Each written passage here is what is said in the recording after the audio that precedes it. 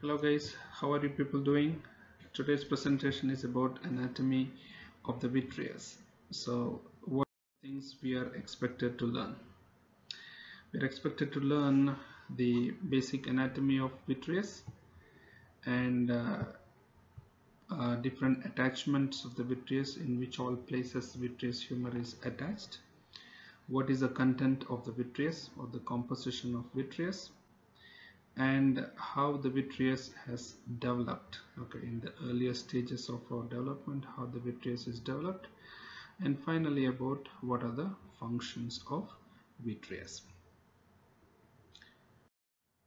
Right, so what is vitreous humor? Vitreous humor is a transparent, colorless, gel-like structure that occupies means, okay, that is located in the posterior compartment of the eye. So now what is the posterior compartment? So here you are. This is the posterior compartment of the eye. This is the whole of vitreous. Okay. So vitreous chamber is the largest portion of the globe. Okay. So comparing to the whole globe, vitreous is the largest portion. Okay. So it is the largest portion of the globe. And what are its boundaries? On the front, posterior surface of the lens. So this is your crystalline lens.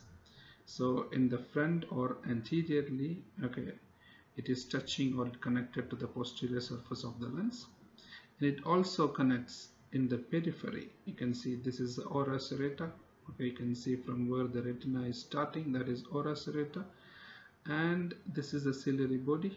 Okay, we learned in the previous presentation that ciliary body has two parts: pars plicata, okay, those finger-like projections, and you can see where the zonule is attached, and pars plana, okay, or a plain part of the ciliary body.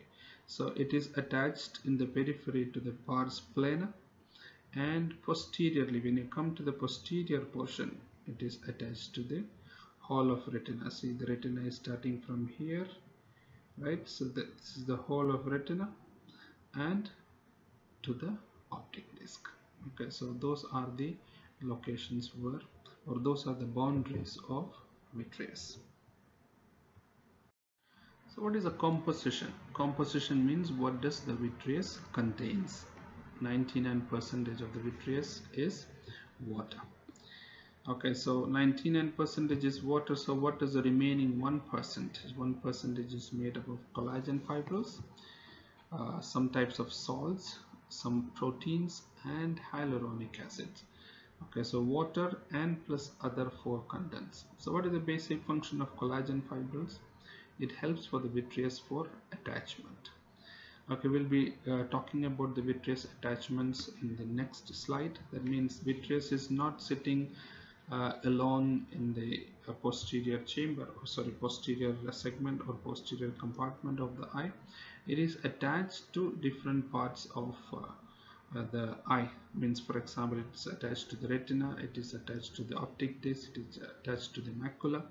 So so this collagen fibrils is helping to attach the vitreous with the nearby structures. And salts and soluble proteins, those are the basic contents in it.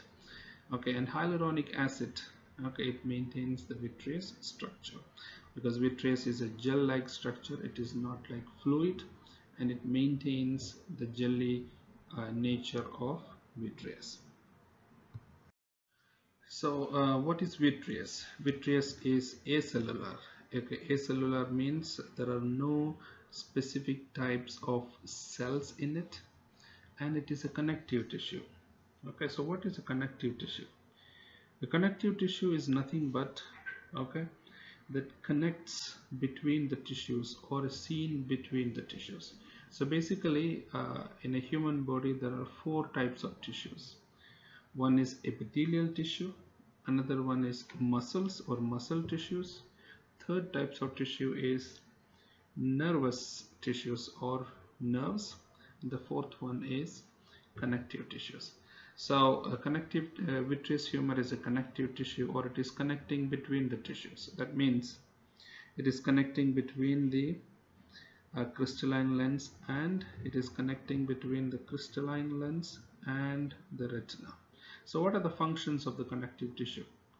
Basically, the functions of the connective tissue is to protect and to support the body, right? So we understood now it is acellular, it does not have any specific cells, and connective tissue, and it is a connective tissue, and it occupies 60% of the total globe area. When you take the area of the total globe, okay, it forms 60%. That is why it is known as the biggest structure inside the eyeball. Its refractive index is equal to aqueous. Okay, the aqueous humor is present in the anterior chamber and posterior chamber. Refractive index is equal to the aqueous humor. Okay, and from where the word vitreous came? Okay, its origin is from a Latin word called vitrum. So what is the meaning of vitrum? Vitrum means glass. So how much is its weight? It is having 4 grams of weight, and 4 milliliter is the volume of vitreous. So as we discussed in the last slide, the vitreous is attached, okay, to the different parts of other nearby structures, okay, surrounding structures. That means the nearby structures. So you have your crystalline lens here, and you have your, this is the whole of the retina, right? This is the optic nerve, and this is the place where optic disc or optic nerve head is located, and we already know this is the location of fovea, and also we know that on the retina there are many blood vessels. So among all these points, so vitreous is connected to the ora serrata. We already know what is ora serrata. This is from the position where the retina is starting. So it is connected to the ora serrata, it is connected to the optic nerve head, connected to the fovea, and it also connected to the blood vessels. Okay, so among them, among these 1, 2, 3, 4, 4 means 4 connections, right? Among those connections, where is the strongest attachment is at the ora serrata. So when we look at that, after ora serrata, the lens is attached to the posterior. Next stronger connection or attachment is at the posterior lens, then at the optic disc, then at the macula, and the weakest connection is with blood vessels. So you can see that strength of the connection is decreasing in this order. Strongest is at the ora serrata, right? And then the next connection is at the posterior surface of lens. Next strongest is at the optic disc, then at the fovea or the macula, and the weakest connection is at the blood vessels. So we discussed about the collagen fibrils in the vitreous, right, in the previous slide. What are the function, or what is the function of collagen fibrils? Collagen fibrils helps to attach the vitreous to the nearby structures. So the vitreous attachment is strongest at the ora serrata. So collagen fibers are, the amount of collagen fibers will be more at the ora serrata region, so that it can get attached to the ora serrata strongly. Okay, here we discussed about the development of vitreous. Development of vitreous is nothing but how the vitreous is developed, okay, when a baby is developing inside the womb of mother. Okay, so vitreous development is divided into 3 stages. Okay, that is, one is primary vitreous, secondary vitreous, and tertiary vitreous. In this slide we'll discuss about the primary vitreous. So when the primary vitreous develops, it develops at the end of 3rd embryonic week. Now we have heard about this embryonic, right? Okay, when we were discussing in the crystalline lens, we were talking about this embryonic, right, embryonic nucleus. We discussed about the fetal nucleus, we discussed about the infantile nucleus, and we discussed about the adult nucleus. Now this embryonic and fetal stage, both are the stage referred to developing baby inside mother's womb. So the whole duration of pregnancy is basically divided into embryonic stage and fetal stage. Embryonic is the earlier one. It is the early stage of human development in which organs and means critical body structures, okay, the basic organs like heart, brain, right, and other organs of our body, and body structures, our legs, hands, head, all these body structures all are formed during the embryonic stage. Embryonic stage is somewhere between week 4 and 11, week 11. So this primary vitreous contains something called blood vessels, right? Hyaloid vessels. Those blood vessels are known as hyaloid vessels. And what is the function of these hyaloid vessels? To supply nutrients to the crystalline lens. Now I'll just come into the development stage a little bit more. We learned that, right, vitreous is not having any blood vessels.